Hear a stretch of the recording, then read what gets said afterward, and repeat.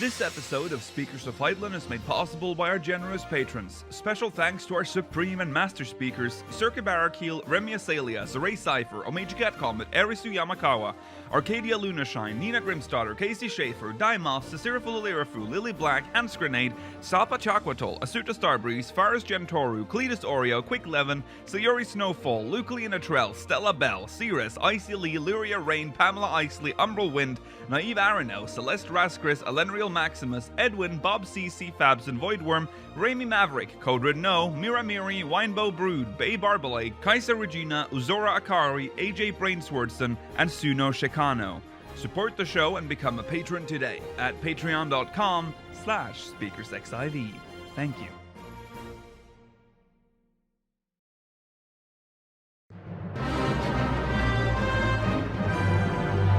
This is Speakers of Fightland.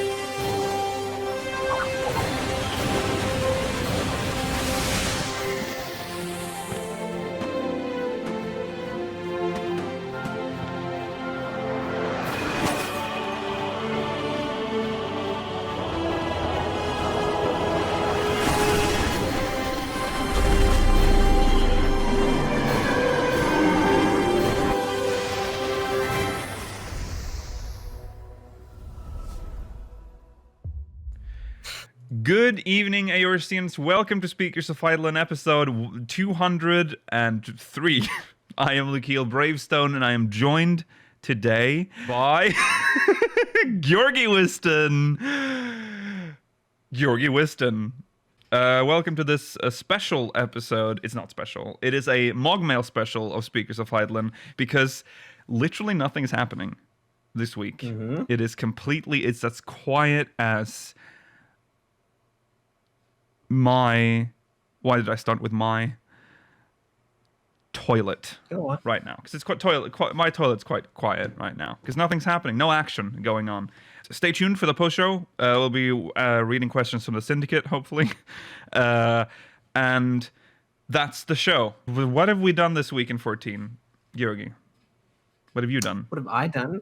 Well, I did all of my Gunbreaker 6... Well, actually, I already did the 60 quest. But I did all the other quests for Gunbreaker from 62 until 70.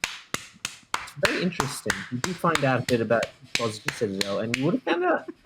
I feel as if we would have been more prepared for the Relic if we had done the quest beforehand. Yes, probably.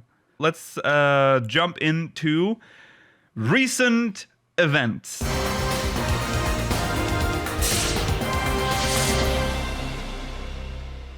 And in recent events, a new emote has been revealed. This is from the... Which store is this? Was this a Chinese live letter, or was this the Chinese store? All you posted in the show notes was just a screenshot. Snap. Yeah. It's the Snap emote. We also have some live letter times for July 22nd. That's when the next live letter is set to release or go live. That is, we have all the time zones thanks to whoever posted this on the subreddit. It almost feels too much to read all of these, but we have them. I don't think you need... Okay. Isn't it funny that I read for everyone? If you live in Honolulu, 1 a.m., Los Angeles, 4 a.m., New York, 7 a.m. If you live in GMT... No one lives in GMT right now. Iceland. Oh yeah, they don't have daylight savings. If you live in Iceland, it's 11 a.m. If you live in London or the UK,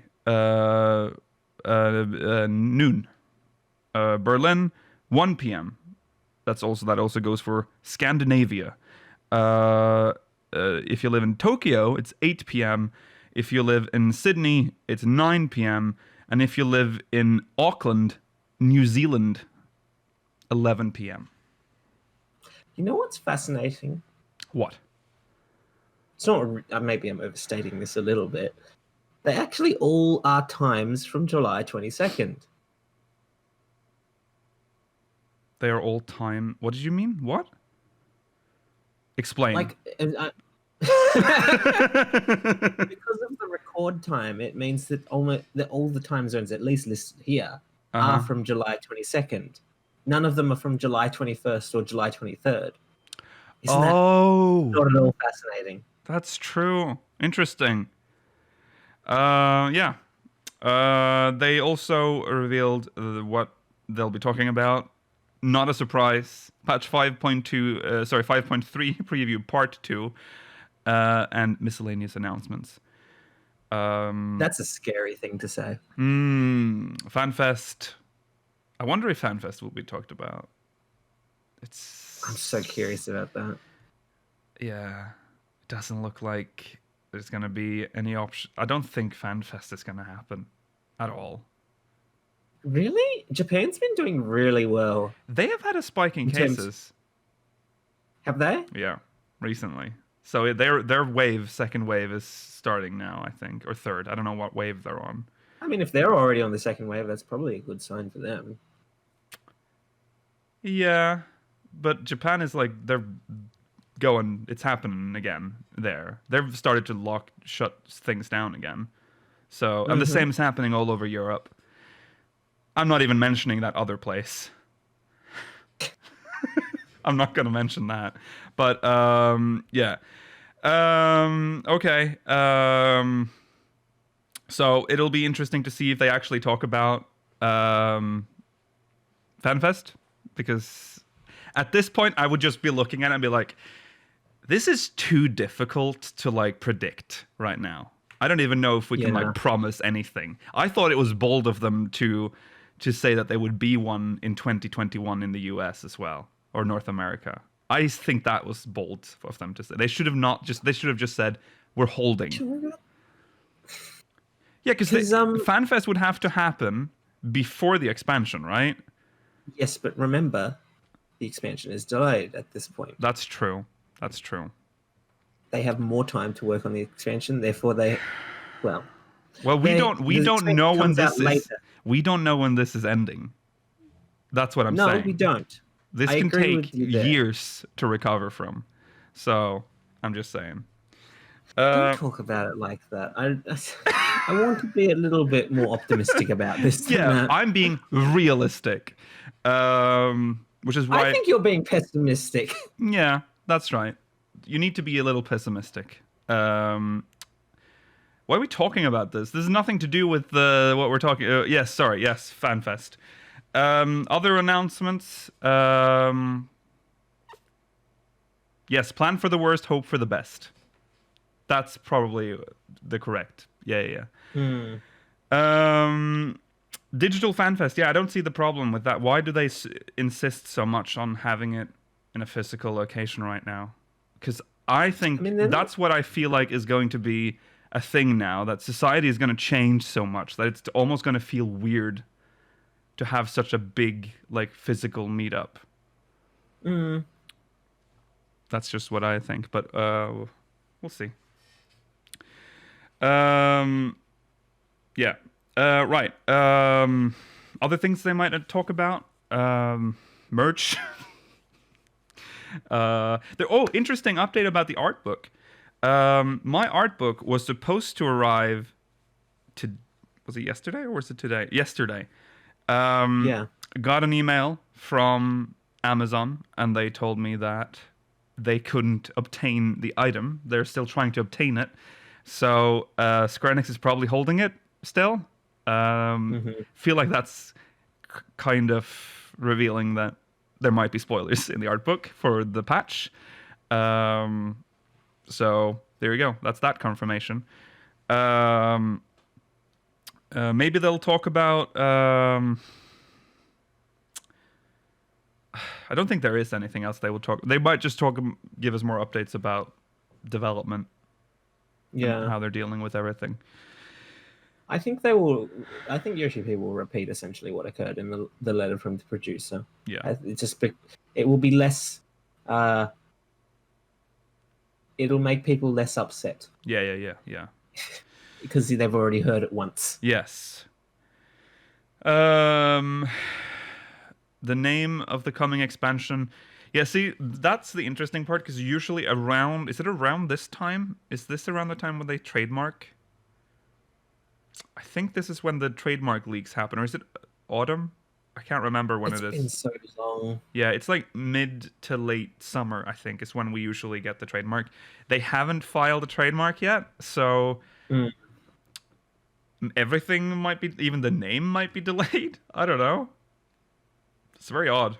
I mean, if everything in their internal processes has been delayed, I understand why. I can sort of understand them thinking like the story has been delayed, so they don't know if they have a good enough name for it yet. Yeah, true. 2020 has been 100 years long. It's very true. It's very true. We are only halfway. We're a little over halfway right now. Long year. Okay, right.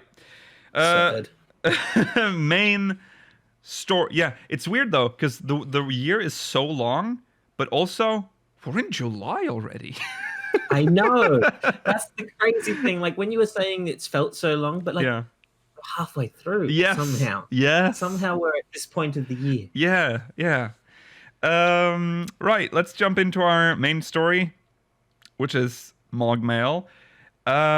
Yay! So I'm gonna have to let the YouTube audience know, because there might be issues with this on the edited version on YouTube. We're having problems with our assets right now, our graphical assets. So I don't know if I'll be able to switch to MogMail. I don't even know if I want to try. But should I try it once? Try it once. And if it doesn't work, we just don't touch it. Yes. Okay. Here we go. I'm going to press... Oh, God, I'm scared. Here we go. Okay, I've pressed it. We're still here, but I haven't loaded it yet. Nothing's happened. I haven't loaded anything up yet. It's just an empty void ready. Okay, MogMail intro. All right, here we go. Let's jump into MogMail.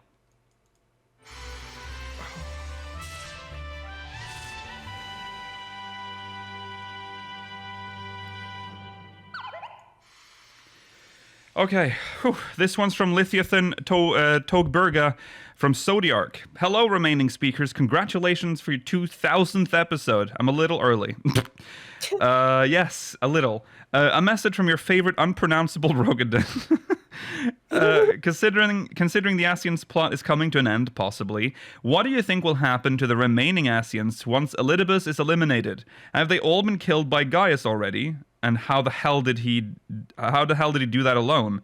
Are they still preparing other calamities in their respective shards? Will they all merge into a super Ascian to fight us? Are we just going to forget them? A concerned non-Ascian. Now I think this is the test, switching back. We're good. All right.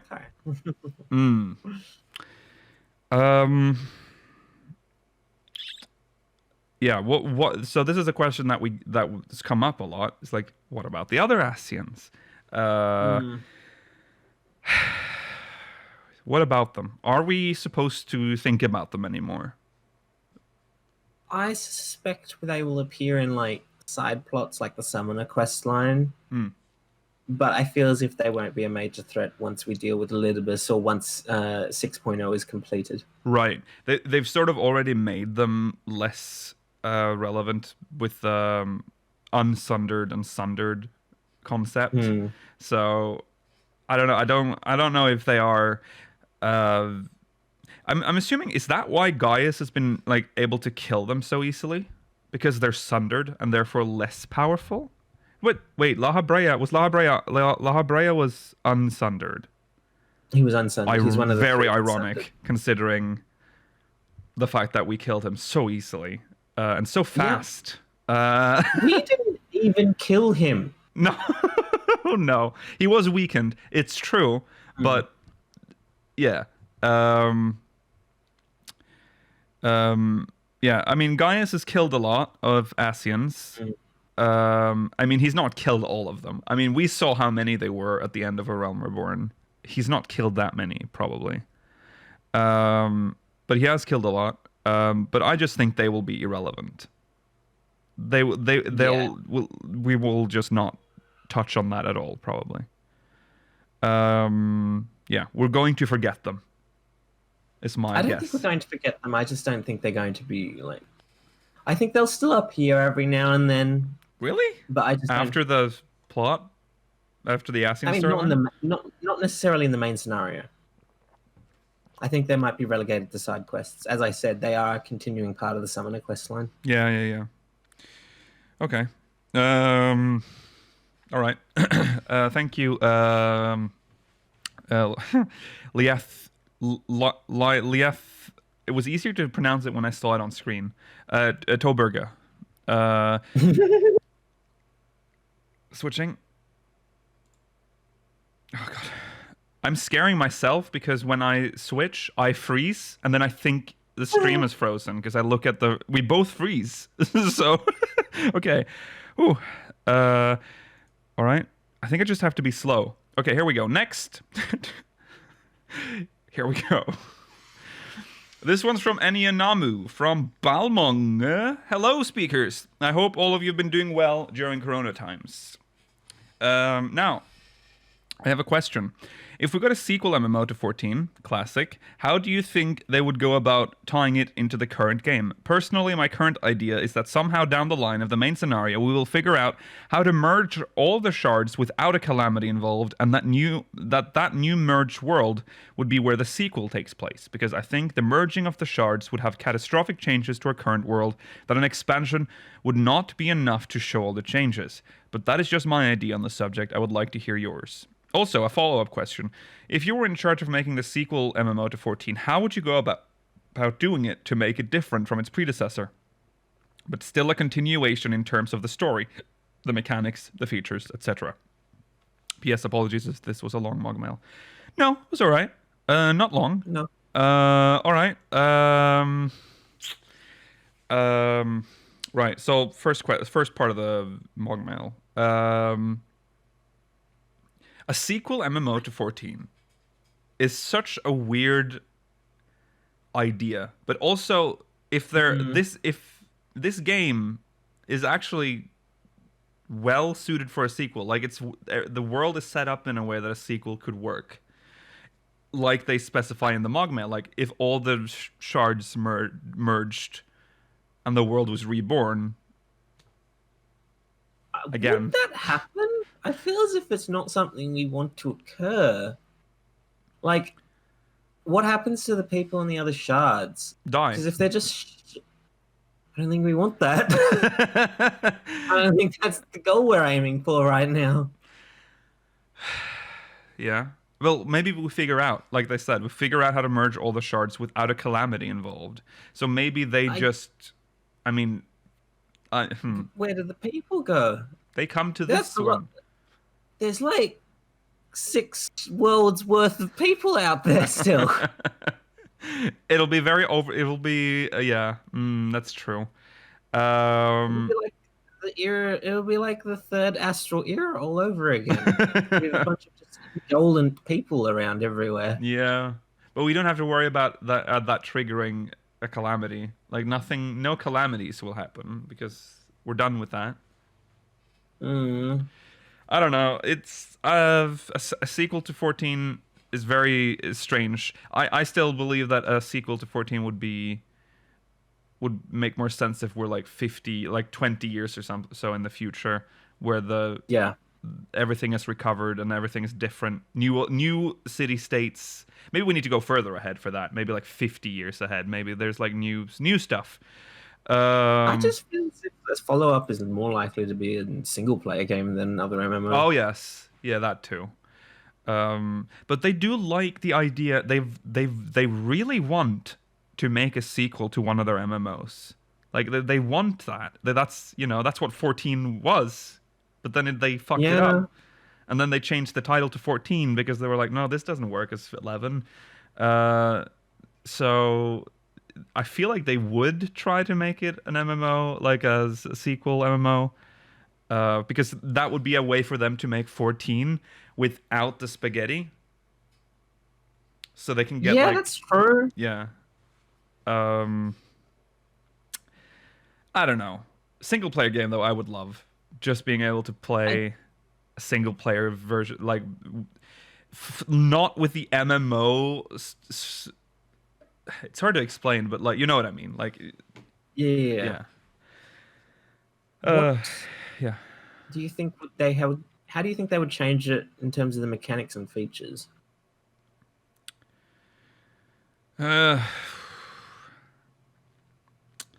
Well, they would right a lot of the wrongs that they made in this game that they still can't really recover. They would probably remove like job crystals. They would just have everything be base. Like you start a job, and that's it. Maybe they would then, instead of having, because you want to advance when you've reached end game, so maybe they'll have advanced jobs like yeah, and then skill trees, and I think they would not have scholar and summoner branch out of arcanist. They would probably have like two. Maybe they would have two. Well, they wouldn't have arcanist. They would They abolish wouldn't. the classes. They would remove those. Yeah, but would they still have advanced jobs? Is it possible that one job can lead to two advanced jobs that Good idea. are both the Arc- same type of job? yes, arcanist is the job, and then advanced Yeah. job is scholar or summoner. Well, There you go. my idea would be not that one is a healer and one is a DPS. I would think both should be the same type of role, so it's more transferable when they become the advanced job. So like two kinds of arcanist. Yes. That would that would work. So you can have like carbuncles that are different colors for each. So they have the DPS one as the ruby carbuncle, and the healer has the green one, the emerald one. Because red DPS. You're not understanding what I'm trying to say. I'm saying what I'm saying is that there are more two like- classes instead of one that branches into the two different jobs. That's what they want. They hate the way, because right now, Arcanist, if you want to be a healer, a scholar, you have to be a DPS for 30 levels. Yes. But let's say that they made two Arcanist classes, so there's like, they'd have to rename them. But there's one Arcanist that specializes in healing, and one that specializes in offensive spells. And then the healer one turns into scholar, and then the... But then again, that will be the system they don't want. What I was saying is like, imagine like two starting jobs is what I'm saying. Easier. That's an easier way of putting it. What I was originally saying was like, imagine like Thaumaturge being able to become like Black Mage or Black Wizard, like, if they were two different things. That's what I was talking about. Yeah, where they're both DPS in the end. Yeah. I think we're on I think we're saying the same thing. As Chad is saying, like Conjurer becomes White Mage or Geomancer. Yeah, that's advanced jobs. Yeah, that's what we're talking about the same thing. I'm just we're just okay. Yeah, I agree. But I just think they will remove classes. Like they will all be jobs, because there's pointless having like class and job. Yeah. Okay. They will, of course, keep the one character, all the jobs system. And, of course, they will just launch the game without, like, all the stuff that came from 1.0. So there's more quality of life patches that are actually quality of life patches and not just removing obsolete 1.0 shit. Yes. All right. A follow-up question. If you were in charge of making the sequel to for MMO to 14, how would you go about doing it to make it different from its predecessor, but still a continuation in terms of the story, mechanics, the features, etc.? Well, I already kind of said what I would want. I would want it to be, in the future, and the world has changed. It's like post Hydaelyn Zodiarch. The world is at peace. So a new threat will have to be introduced, obviously, in this sequel. I would be curious as to what new belief system would develop. I feel as if that would be a primary, like Would it? Because the people of Eorzea don't really worship Hydaelyn. No, they don't. But I suspect that the 12 would have something to do with it. Oh, if the 12... Right, okay, yeah. If our theories strike. Yeah. Right. That would be interesting, yeah. Depending on whether or not the 12 are good or bad. Warrior of Light worship. That would be interesting. Ooh, yes. And we won't be the Warrior of Light. So it'll be... I don't want that again. I don't want... But imagine this. Go on. Imagine this if it's a single-player game, or even if it's an MMO. You have the option of connecting it to the old game by saying... they ask for a link to the Lodestone account, to the account on the Lodestone, or some other way that they can find. Do they you just log in? They'd see, right? Yeah, but then they'd have to choose which one you want. Yeah. They have that list in the Mog station. It would need to be linked to a specific character. Yeah. Yeah, that'll be. I want a sequel now. Get on it, Square Enix. Get on it.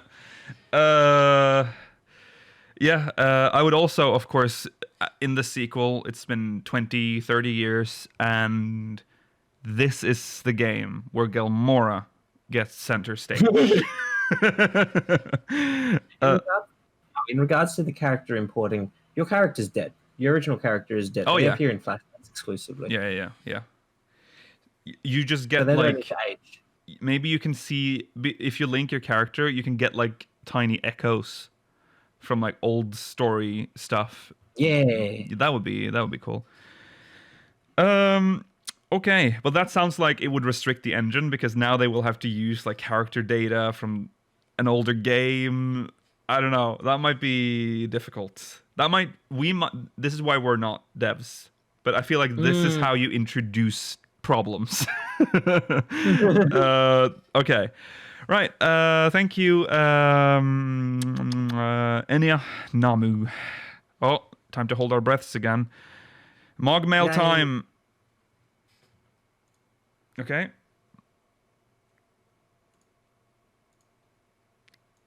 Yes, from Azora Akari. Goblin. Once again, I've been reading Eorzea Encyclopedia, and something caught my attention. Offhandedly, in the bestiary, it mentions that the Allegans had interstellar ships. I mean, it makes sense, considering they put Dalamud in orbit around the moon. My question, however, is if you think any of these survived, is this how we're getting to Zodiarch, for example, the moon in a future expansion, or even better, are we going to visit the dragon planet as maybe a way to wake up Midgardsormr? Even though they say not to think about the dragons being aliens, I'm going to think about it. Are we never going to get any more lore for Gelmora in favor of space travel in the future? Well, to answer the first question, we know that there was one ship, the Ragnarok, was there. It was used to construct, I think it was inside Dalamud. If I'm not mistaken. Yes, that's why we travel through the Ragnarok in Coil, I believe. Yes. They I think they would just leave it there, the ship, inside. But that means there could be other ships. There could be satellites around Hydaelyn that we don't know about, like ships, whatever. Possibly. For some reason, I suspect they only made the one. I feel as if we would have heard if they'd made more. Yeah. So they are called Ragnarok class vessels based on. So here's some ship facts for you all, because I love that. When they first create a ship, that ship's class will be that of the name of the first ship. So the first ship was the Ragnarok, and all other ships of that size and dimensions would be a Ragnarok class ship. Fun fact. Yes. There are probably some Ragnarok class ships strewn about in space. Whether or not we can operate them, and also how would we get to them? They're in space. I see there are ships that are on the planet. I suspect we will try and find one that... Because remember, we didn't know where Azizla was for the longest time. That's true. That's true. Mm-hmm. There could be some on Earth. On Earth, Heidland. I will say... While I do think that might be how we get to the moon, I seriously doubt we will ever get to the Dragon planet. The way that the Omega storyline made it seem, it feels as if wherever Midgardsormr's original planet is like hundreds of light years away. Yes. Yeah. It took Omega a very long time to get from wherever that was to our planet. Yeah. So much so that Omega was like shut down when it arrived here, and the Allicans were able to research and do their own experiments on it rather than it take control of itself. Yeah. But it is interesting. It's a concept that we don't really think much about in 14, but there is a lot of like space stuff in this game. Which is still like weird to me. Like space travel in Eorzea or like on Heidelin. But hey, the Alligans did it. So, I mean, I think at this point, we have to go to the moon. I agree. Yeah. I think the Alligans only made it as far as the moon. I don't think they made it any further than that. Oh, no. No. There's no records of it, at least, yet. Yeah. Yeah. Hey, maybe after 6.0, maybe in 7.0, we'll discover that the Alligans did send a ship out there, and it's still out there. And there's just been like this colony of people from the Allagan era that have been constantly like... The Alligans are on the moon. No, not even on the moon, further than the moon. Oh, I thought they were like on the dark side of the moon. That's where they lived. They've been hiding. No. Yeah, Chat's right. I'm just thinking about Mass Effect Andromeda. Poo-poo. We can see Poo-poo. We can travel to the moon and meet Poo-poo. Imagine that. Imagine in 6.0 we get a Poo-poo raid. Yeah. Poo-poo trial. I love saying Poo-poo. Poo-poo. I'm gonna put this out there. I think Poo-poo will be part of the Hildebrand series of 6.0 if there is one. Yes, with his little like squiggly eyes. I love Poo-poo. I love Poo-poo because it's so pointless. Such a like a weird, and it's so hard to get to it, and it's very lackluster. But okay. Right. Yes. Thank you, Zora. Basically, I think we all agree that Moon is happening at some point. We're not going to the Dragon planet, and we're definitely getting more space travel than Gilmora in the future. Do you think the moon will be the final zone of 6.0? It has the feel of being a final zone when you compare it to Azizla and the Tempest, but not the Locks. Yeah, I think so. If it's gonna be like a zone, yeah. That makes most sense to me. I don't really know what 6.0 is going to be about, but sure. No. I'm suspecting that Garlemald will end up being, or at least a part of Garlemald will end up being the endgame hub for 6.0. Yeah. We may not get the whole city, but I am hopeful enough to think that it will not be just a dungeon. Right. Okay. I don't want to say anything because I'm apparently Nostradamus, and if I say that again, I think it's going to happen. So, yes. Thank you, Uzora. MogMail. All right. Here we go. Next MogMail, hopefully. From AJ Brainswordson. Hello, speakers. There's been a lot of talk, and particular. Sorry, what the fuck am I reading? There's been a lot of talk and speculation in recent weeks and months about Mordona, particularly with regard to its importance in 1.0 lore, and wondering whether any of this has transferred over to 2.0. This could be a coincidence, but one thing I noticed recently is Mordona's place in the teleport list. I believe it was in 3.0 when the teleport list was separated into regional tabs, and with each expansion, new tabs have been added generally in order of appearance. However, Mordona has always been at the end. Mordona has always been at the bottom of the list of the All tab, meaning that at each expansion, the new teleports have slotted in between Mordona and Kurthus. Mordona also has its own regional tab at the end of the list, which also contains our housing teleports. Do you think this has any significance? Perhaps because Mordona is forever the endgame zone where we deal in our poetics? Or is it something more? Perhaps because they already know that Mordona will be the final zone of the story when we finally deal with whatever Midgard's armor was protecting in Silvertear Lake. Or maybe it's because the final boss will be Rowena. Interesting. Mordona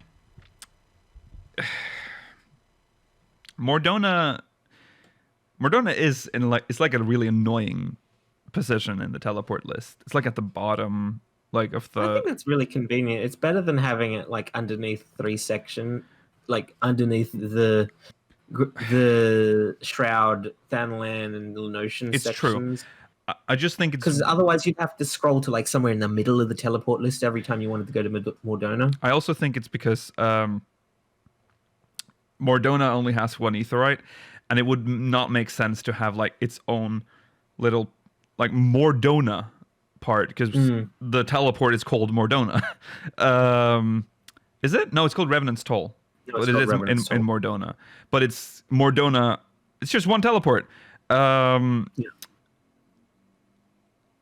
I like the idea that that's like the big reveal at the end of this game, is that you forgot. You forgot about the thing in the lake. Like, you haven't asked all the questions about, like, what Midgard's armor was doing in Silvertear. Like, what is underneath Silvertear? And that would have been the coolest reveal ever, because the answers have sort of been, like, almost there. Like, we're on the first, there's the source, you know? And the Midgard's armor is so, like, adamant on, like, protecting Silvertear, and he doesn't really tell us why. That's where all the ether is, like, simmering, and below this, like, there is something there. There's a reason Mordona was so fucked when Agrius crashed into it. That would have been an epic reveal, if it turns out to be something similar, maybe Silvertear is where Hydaelyn actually is. Like, maybe that's where she's right below the surface there. That's where she hides. That would have been interesting. Or maybe that's where the 12 are in Silvertear. There's I can't remember the quote, but Eric, the monk quest guy, that's the guy that he still has this text from 1.0. It's been changed a little since The Realm Reborn, because they had to, they changed some of the story, but he still basically says the same thing today about the presence underneath Silvertear. The only thing that's changed is the mention of Crystal Tower, I believe. So that would be cool. And obviously, maybe Vana is there. That's where Vana is resting. There's a lot that can be under Silvertear, but there's something that has immense etheric energy. Yeah. I agree that there could be something under Silvertear. And when you were mentioning the idea of that being like the final boss, that's very interesting to me, because it has been set up throughout the story. You could imagine that being the case. Yeah. I just kind of don't want it to be the final boss of 6.0. Wouldn't it be cool? What if we'd like changed the entire zone? Like when it actually started happening. Like maybe Silvertear started like lighting up. What, we're going to have our own cataclysm? Yeah. I mean, just for Mordona. I mean, no one really. I mean, Mordona is a fucked up place anyway. But there's a few problems with that, of course, being that they can't really change Crystal Tower. There's like a lot of stuff that they can't change. The problem with that is that it affects the story for those that have come before. Yes. Or come after. Come after. Yes. So, yeah. But if this is like the last, we're talking the end of the game. Like this is the Rhapsodies of Eorzea, if you will. Like this. Yeah. So you're not thinking it's going to come in the next. Your idea is. Oh, for me, this is like the ultimate end. Okay. This is the final battle. It could also be the end of the. Yeah. Okay. Yeah. Because the end of Zodiac, because that's too massive for like not the end of the game. Like, how would the game carry on after that? Would it be possible for us to deal with like Zodiac in like 6.0 and then the 6.3, which is like the 0.3 patch is often considered the like true end of every expansion. Could that be where we fight whatever is underneath Silver Tier Lake? Yeah. Yeah. I can. Yeah. Wait. What? When? What did you say? When? It would be in 6.3. 6.3. Yeah. Yeah. I can see that. I'm totally not Googling in the background. Oh, okay. I was trying to figure out if Mordona has means anything. Oh, you're looking up the meaning of Mordona. I mean, I don't necessarily know if we'd have the meaning of it. It's the same way that Limsa Lominsa has a Lolafel's name, but we don't know why. Yeah. I know, what we do know is that it was called Mordona before the Agrius crashed into it. I mean, it's always been Mordona, I think, for most of the, if not all of the 6th Astral Era. I think the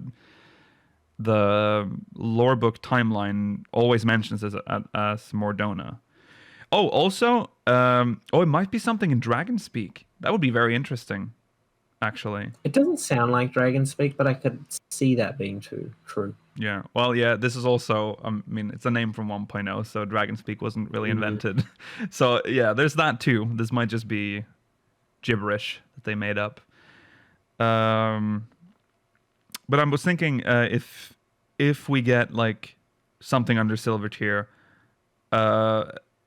maybe we could get Southern Mordona as well in that expansion, in the same expansion. It could be a zone. Maybe that's why they're saving that part.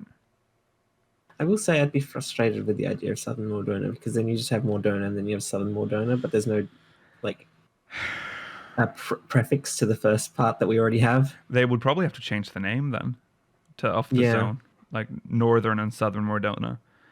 The part I'm fearing is that like Southern Mordona is going to end up being like a Eureka-esque zone, possibly.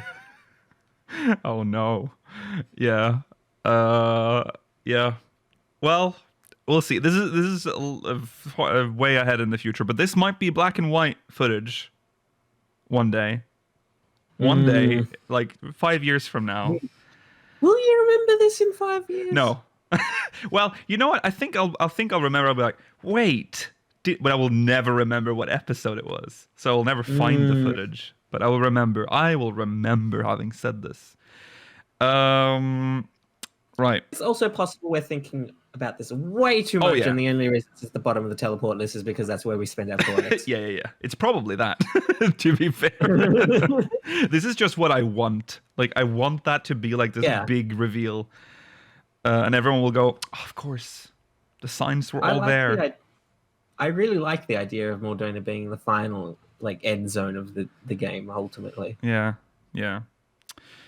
Okay, and it's also like it's a zone that they even show us like multiple times, like how it was made, like with the Agrius crashing. They have a CGI cutscene of that. Okay, anyways, next MogMail without a crash, surely. Yes, so far. Yes. We can do this. This one's from No Sound, from Meatrix Talkabot, from Twintania. Hey speakers, first of all, I'm the one who outrageously claimed not long ago that Yoshida had said that they wanted to remake Castra Meridianum and the Praetorium to 4-man dungeons and asked if older dungeons could be edited to make them more up to date. I haven't been able to find that original interview, but I did find another one from earlier this year that I totally missed. The following was said. This is from Gamer Escape. With the streamlining of the 2.0 MSQ, will there be any changes to the main scenario roulette dungeons, Castra Meridianum and the Praetorium? Yoshida said, no, we don't plan on making any changes at the moment. We would like to revisit the overall design of dungeons sometime in the future, but we haven't had time to get to it yet. So, yeah. With that out of the way, I think you guys said a few episodes ago that Zodiac is inside a purple crystal, and that it's probably located on the moon.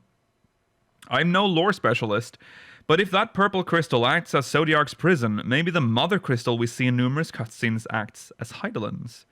If they are linked somehow and we're going to deal with Zodiac in some way, does that mean we'll have to deal with Heidelin too? Maybe due to some kind of balance. We'll have to choose to let both exist or take them both out. Well, I'm interested. Actually, never thought about the fact that the crystals themselves could be their prison. Yeah. That's really interesting, actually, because we know that they're not crystals. We know... No. We've seen the paintings. They look like elementals. Elementals. Yeah. Just bigger. Actually... Do you know that they're big? No. We have no evidence of what size they are. Well, wouldn't it be funny if they were actually, like, tiny? And those are, like, our overlords. Those are, like, the big elder gods. Imagine if the truth is that they were the elementals are Zodiac and it was sundered into like a million pieces. Yeah. Anima looks like 1.0 elementals. When I say elementals, I mean the 1.0 like elementals. The Anima's literally they just ripped that model and reused it in the Anima. I don't think we should think too much about the Anima because that's side content relic shit. They probably thought that was a cool... Well, they clearly thought that was a cool model because they decided to also make that the design of Zodiac and Heidelin.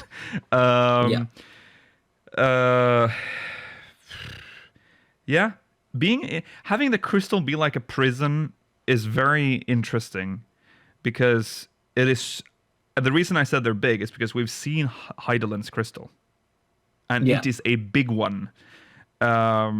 But then that begs the question, why are they in a crystal? Like, why is Heidelin in a crystal? If they're a prison, why wouldn't Heidelin be free? You would think so, but is it possible that they needed to seal away Heidelin afterwards?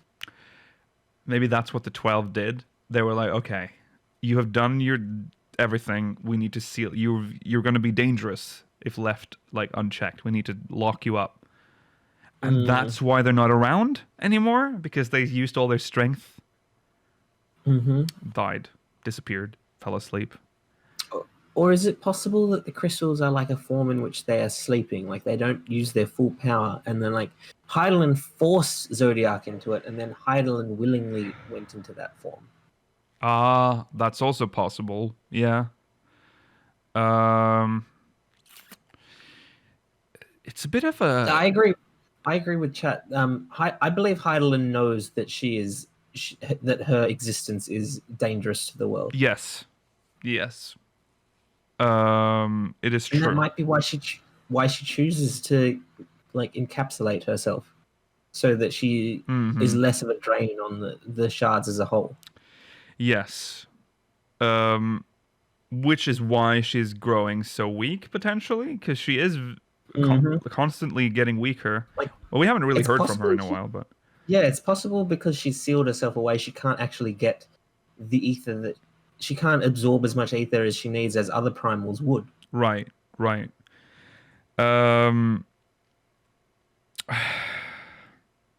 need 5.3. God fucking damn it. I need to know more. It's so close now, Lukile. Yeah. We've only got about 1/6 of the wait time left. I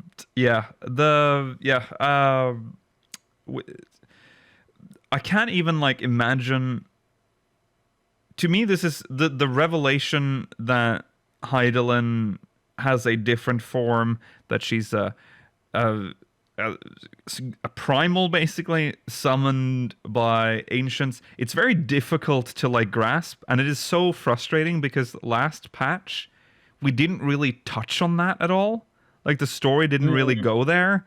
Other than, you know, the last part with the hear, feel, think shit, where we learned that the echo is like a way for them to like not temper you, but like, you know, be like, you're special, you're mine now.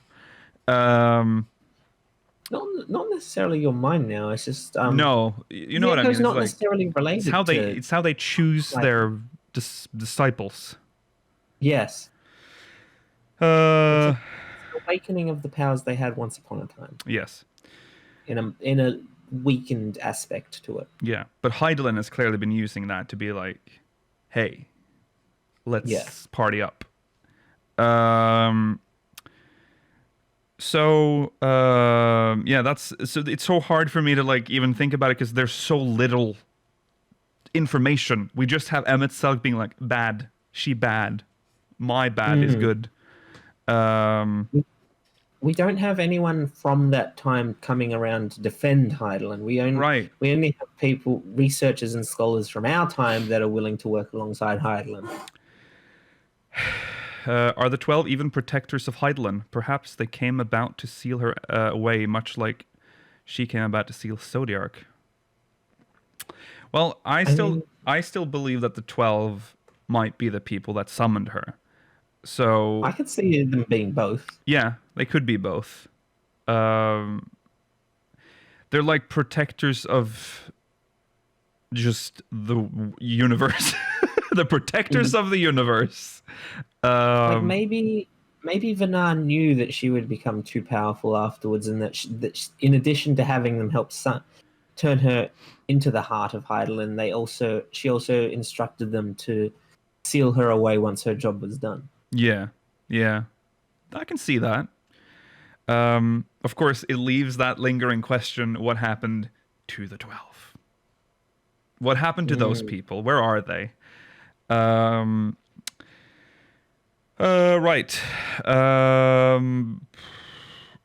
If we've sort of, this is a question that we've sort of, I think we've discussed many times now, but if we're dealing with Zodiark, do we have to deal with Heidelin too?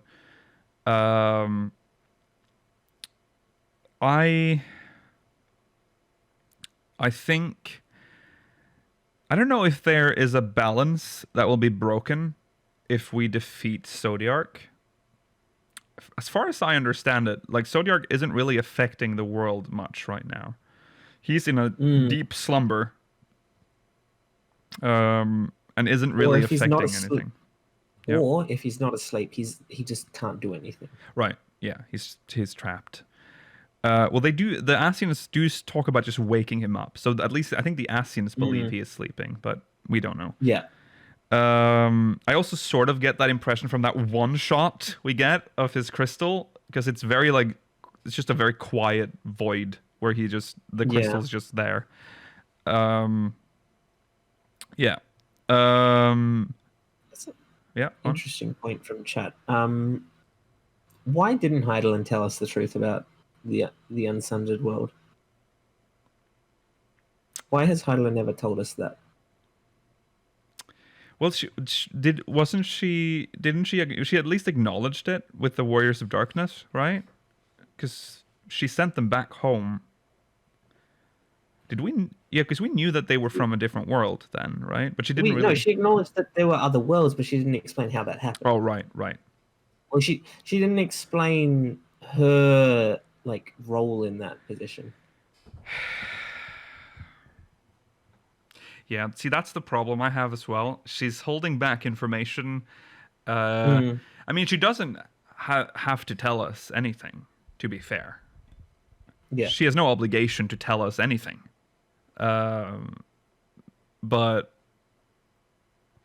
I don't know. There's also the question of, as a construct, it might not be within her powers to say such a thing. Maybe she was not even given that information herself. Maybe. It's interesting to think about that now, because when 3.2, no, when was the Warriors of Darkness? 3.3? 3.1 3.1. originally.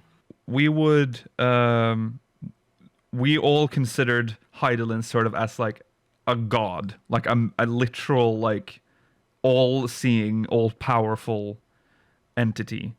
Now we know that she might not actually be that. So yeah, you might be right. She might not have just known. There's stuff Heidelin herself doesn't know. Yeah, because she's been locked in there for a while. If that is indeed her prison. She like knows her purpose. She might know the extent of her abilities. She might know the danger she causes, but she does not know why she exists to a certain extent. Yes, she did. That's true. She did allude to the fact that she existed as a counter to Zodiark. Of course, she would know that because that's literally why she exists. Yes. She gave us the whole light and darkness spiel. She told us all that.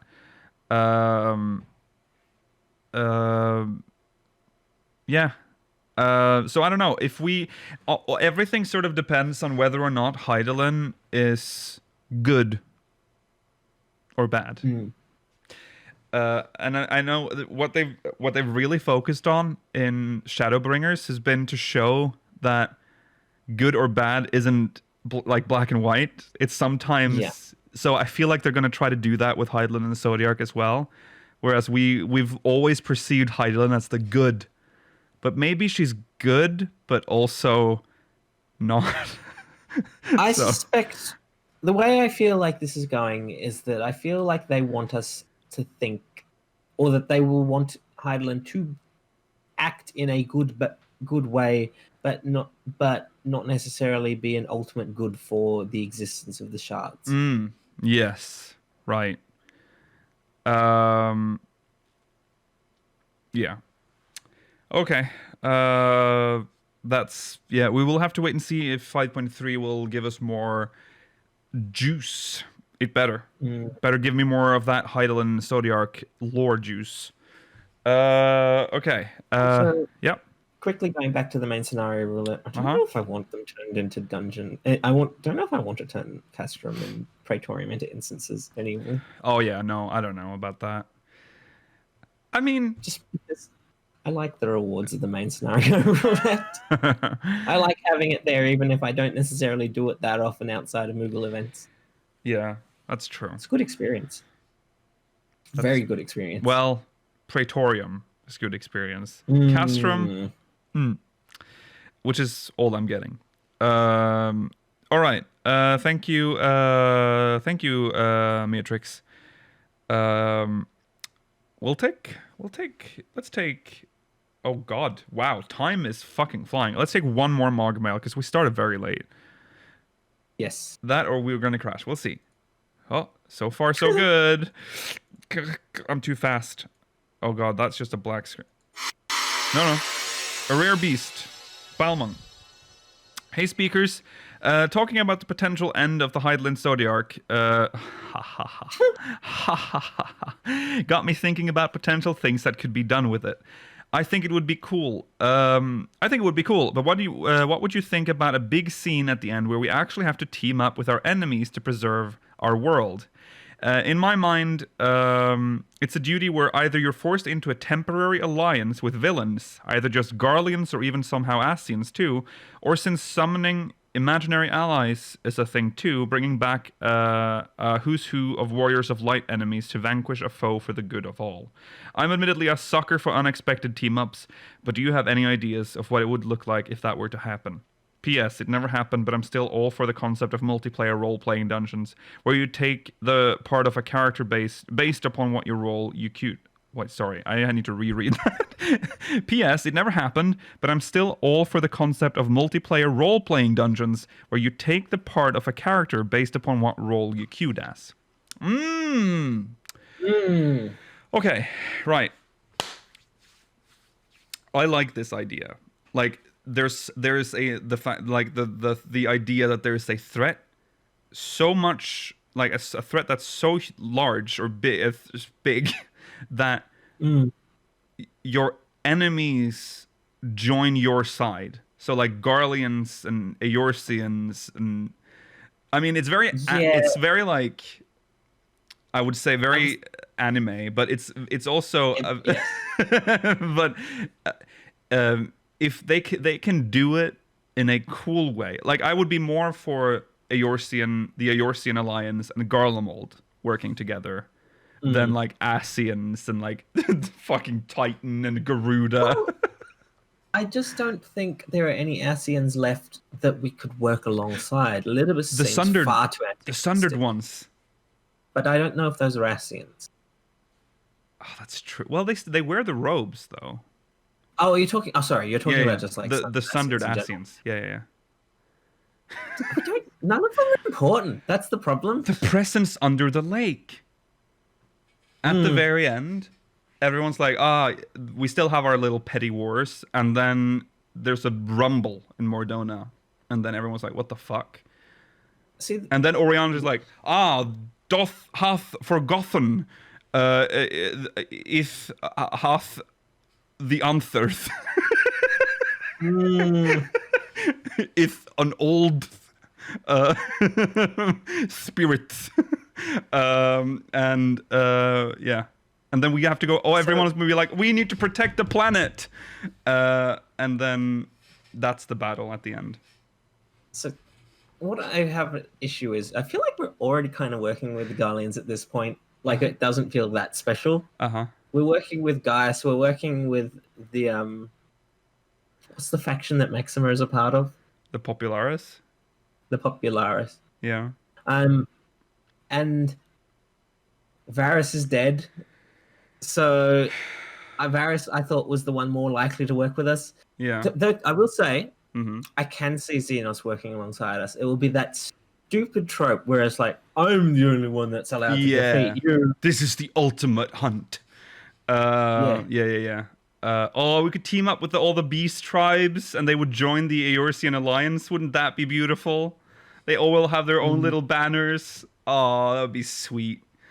That would be sweet. I would love that. A scenario where the beast tribes are like they're given their proper rights and they enter the Eorzean Alliance. That's the good end. That's good ending. Good end plus. That's good end. I just don't. And they would fight with us? Jesus, that would be cool. It would be very cool. The problem is we don't go back to old zones. We don't have time for that. But in this, I know that this is probably, I mean, Beast is talking about the end of the Highland Zodiac storyline, but I'm more like thinking the end of the game right now. But in that case, they could go back because they're already going back with Mordona and the Thing under Silvertear. I love how I just keep going back to that now. They're not really going back to that. You are right now. I am in my dream scenario.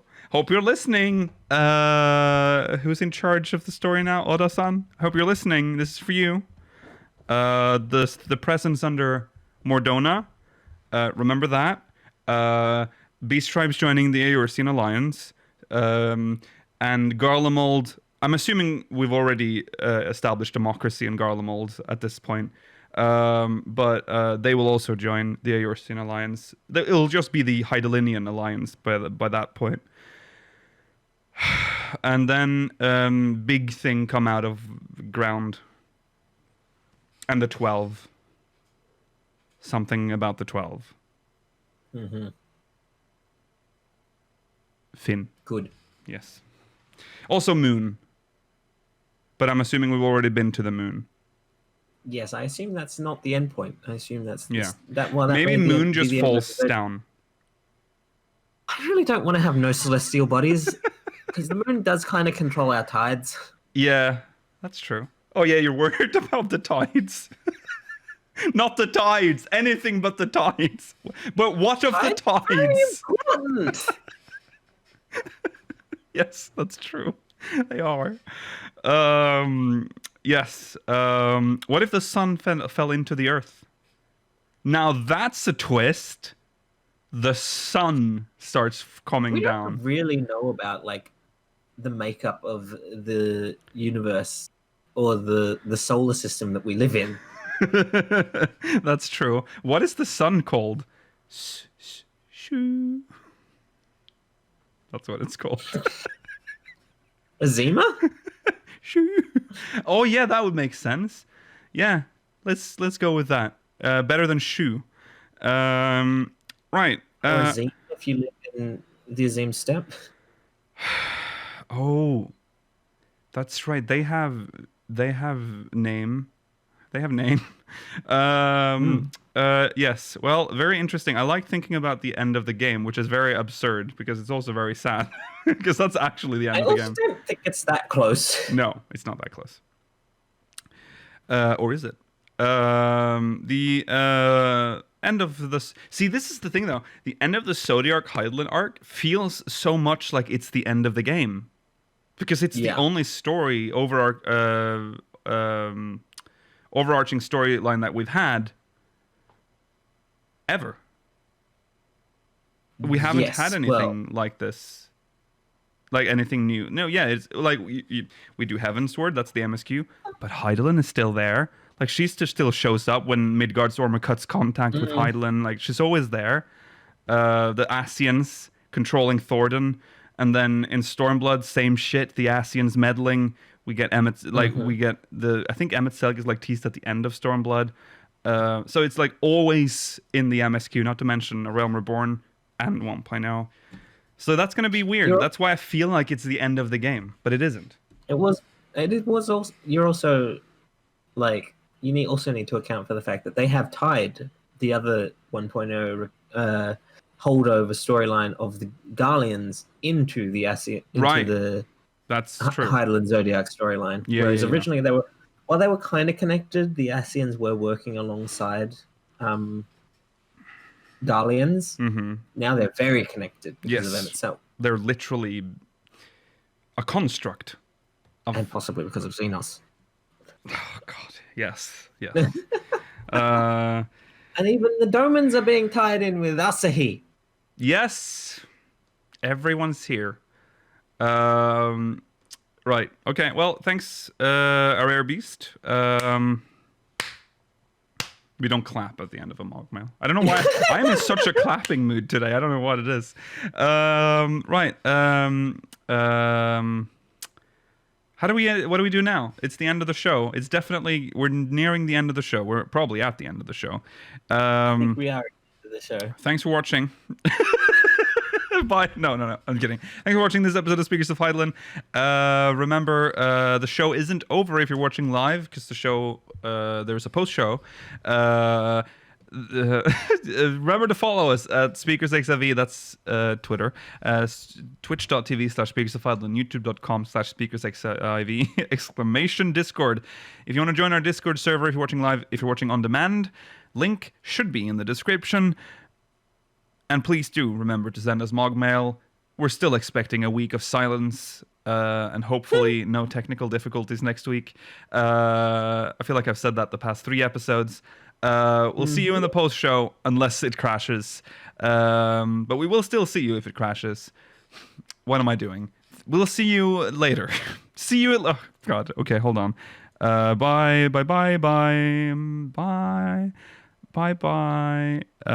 And bye. Okay, that's it. Thanks for watching. Goodbye. Yeah.